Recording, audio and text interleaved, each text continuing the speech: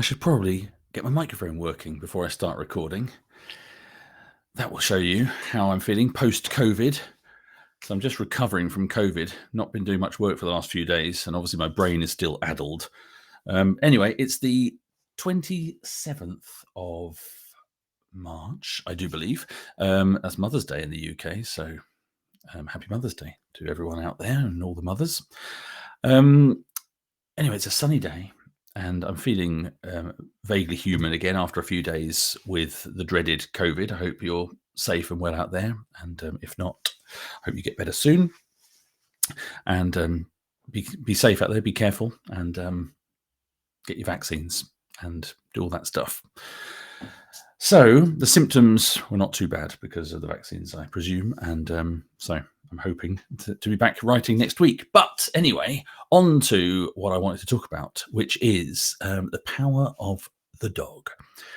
And the power of the dog is a novel, firstly and foremostly, I suppose, but it's become very prominent recently as a new movie that's come out. Today is the Oscars day, and it's nominated for many, many Oscars. For those who don't know, or who are living under a rock, or maybe watching this, I don't know, from outer space, I'm just going to read some of this stuff about The Power of the Dog. So The Power of the Dog is directed and written. The screenplay is written by Jane Campion. It's based on a 1967 novel by a writer called Tom Savage, who I have to say, sadly, I had not heard of before now. It stars Benedict Cumberbatch, Kirsten Dunst, Jesse Plemons, Cody Smith-McPhee, and it's set in Montana in the 1920s, and it's won all sorts of awards. Anyway, and there seems to be quite a lot of polemic about the movie because although it is set in the West and everything, it seems to be quite subversive from the normal Western stories. So I thought, as a huge fan of Westerns, and I'm considering writing a Western some point in the future, I thought I'd just look at the question of what makes a Western and whether The Power of the Dog really is a Western, or what is it about it that is upsetting people so much.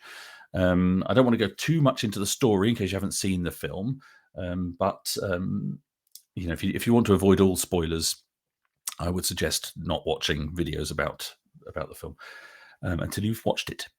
So I'm not a huge expert on the book or the film. I've not read the book.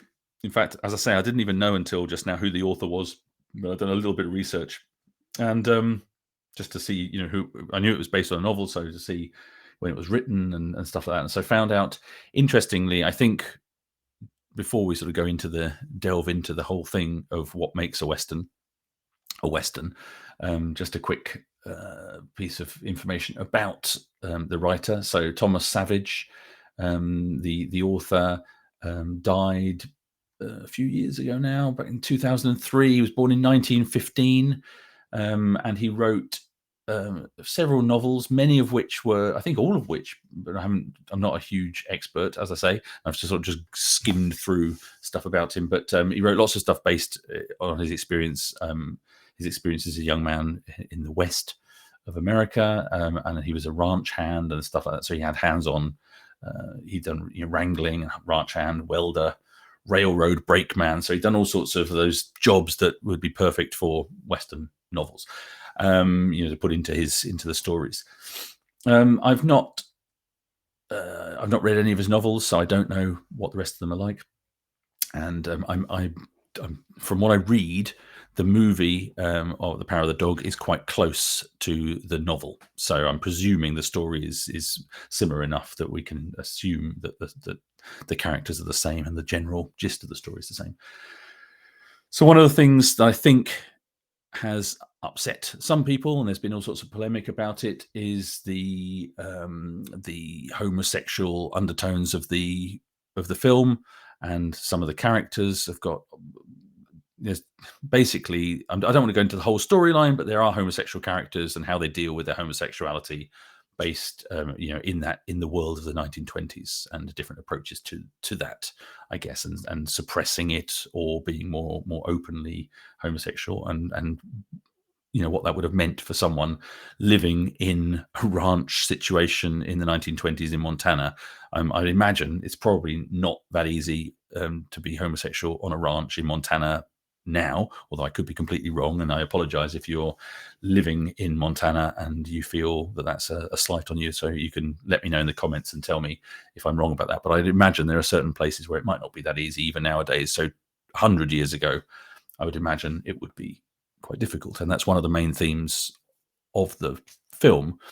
And interesting enough, I was reading about the writer, Thomas Savage, and he was married and had children, but apparently, and I'm just quoting this off of Wikipedia, so I don't know if it's true, but apparently had many long-term and close relationships with men, and he was gay, and his wife was aware of his homosexuality before they married, and that later in his life he told his daughter he should not be characterized as bisexual. I presume that he said he should be gay. So he was gay, and he wrote this novel, and I'm assuming there was certain elements of certain autobiographical elements in the story, as he had been a young man growing up on a ranch in Montana. So, with all that in mind and in the background, let's actually go on to some of the questions I want to ask, which is, firstly, what makes a Western a Western? So, that's a good question, and one that I'm not 100% sure that there's a really amazing answer to. And there's probably lots of theories and lots of thoughts about it. And that's probably one of the issues that comes up around this is why some people feel affronted by this being called a Western, perhaps, or maybe. And when I watched it, I thought, is it a Western or is it just a movie set in the West? And what's the difference? And I guess that's the question, really. And I'd just like to say, before I get on to the answer to this thing of what makes a Western, that I did enjoy the movie. So I really did enjoy it. And some people haven't enjoyed it. And we can maybe talk a little bit about that later. But so yeah, what defines a Western? So the American Film Institute defines a Western as a film that is set in the American West and that embodies the spirit and the struggle and the demise of the new frontier. So, it's set in 1925 on a ranch. There's lots of cowhands and cowboys and horses and cows and all of that stuff, and they go into town to the local saloon and go to a brothel and all that. So it's all very much what you'd expect of the West. Whether it's actually specifically dealing with the demise of the frontier, I guess by that point, maybe it's the end already of what was the American West as we sort of know it from movies, but it probably sort of ticks the boxes there. So on Wikipedia, talking about Western as a genre and what it is, they talk about different things that I know it's Wikipedia. I mean, who I don't know where else to look for such a high level concept question, really.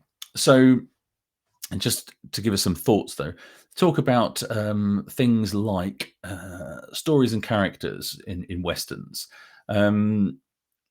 Commonly says that centers on the life of nomadic male white American drifter, cowboy, or gunfighter who rides a horse and is armed with a revolver or a rifle, and they normally wear cowboy hats and all that sort of stuff, and they wear cowboy gear. And women are usually second class characters or secondary characters as romantic interests, or prostitutes, or saloon girls, or the wives of pioneers and settlers.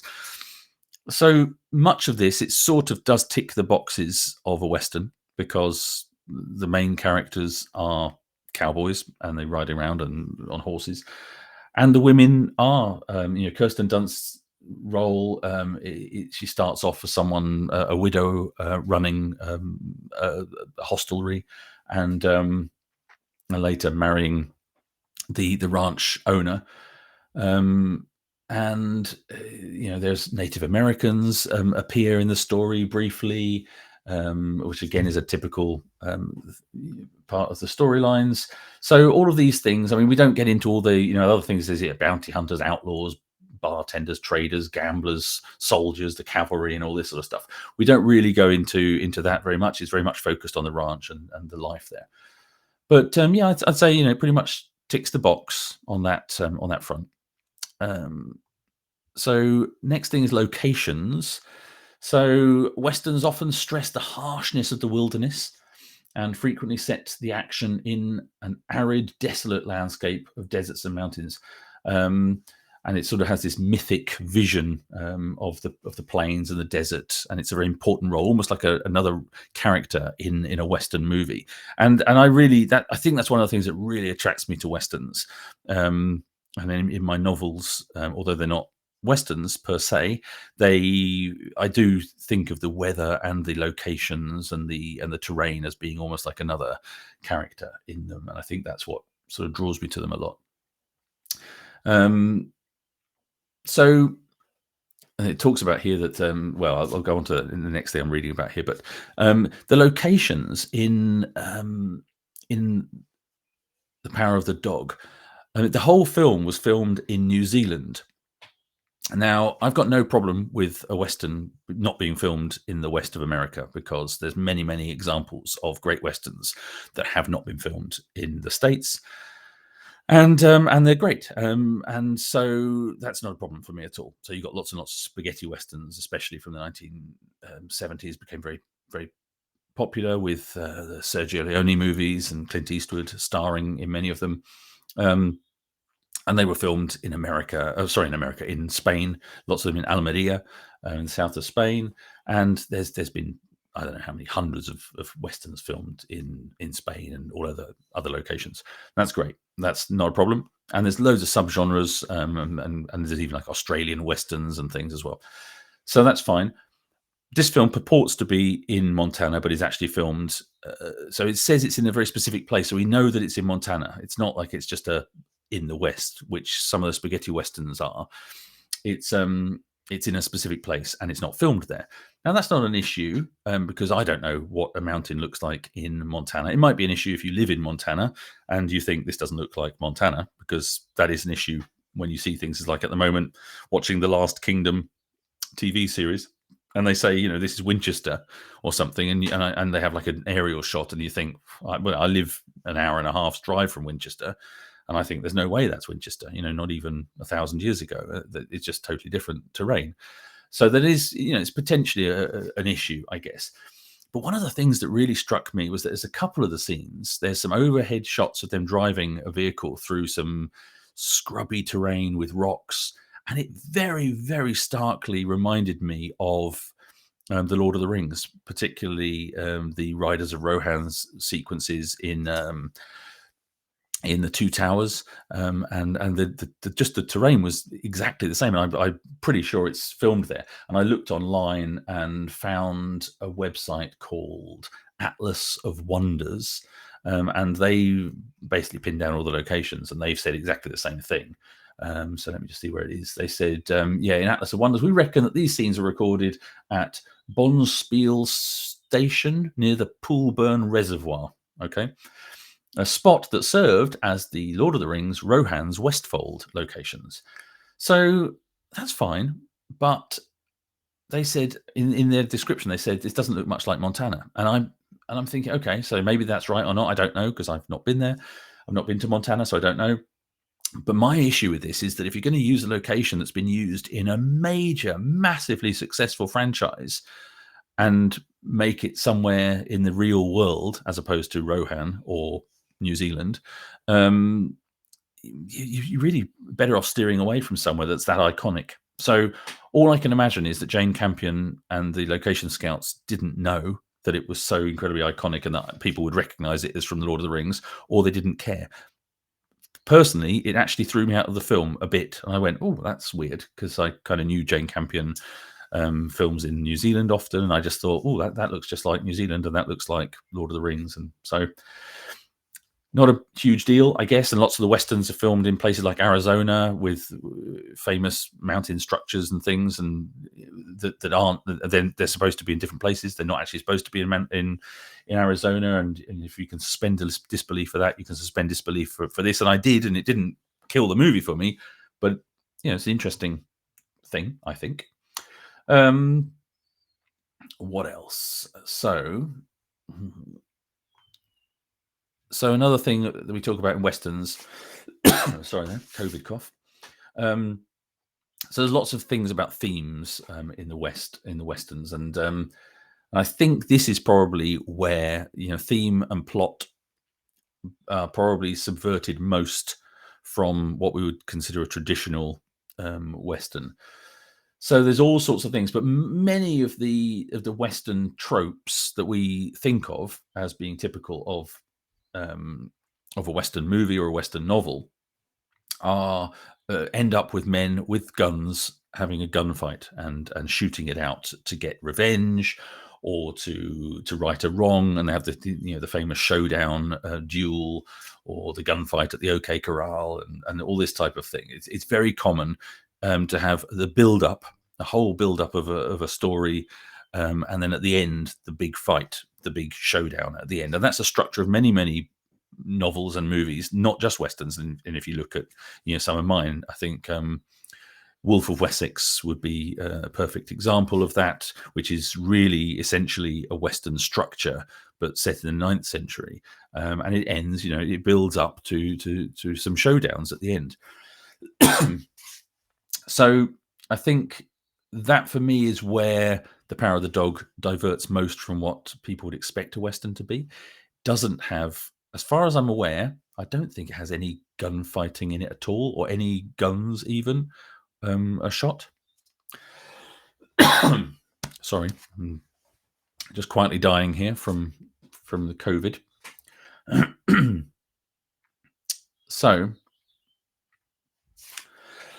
oh God, dying now. Right, hopefully not dying. Not really. I should have brought some water out with me, but I didn't. Anyway, so yeah, as far as I know, there's no fighting at all. There's no guns. I can't remember. I've only seen the movie once, so I'm basing this on my first impressions.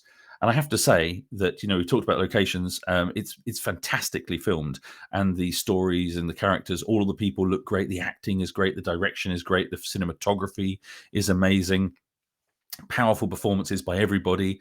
I really liked it. It's very slow paced, but it's incredibly well made. So I can't really fault anything. So I think talking about plots really. So you've got common plots of things about constructions of the railroad or telegraph, ranchers protecting the ranch. And there's a little bit of that. They're protecting the ranch against Phil, Benedict Cumberbatch's character feels, I think, that he's protecting the ranch against change and people from outside and the American Native Americans and stuff. I think he feels that there's some sort of protection thing going on there. Conflict over resources. There's a bit of that again with the Native Americans that come around, and he doesn't want to give them some of his hides, the leather that they want. But it's a very minor plot point really of the story, although it feeds into the denouement. Revenge stories, none of that really. Fighting the Native Americans, none of that either. Outlaw gangs, nothing really.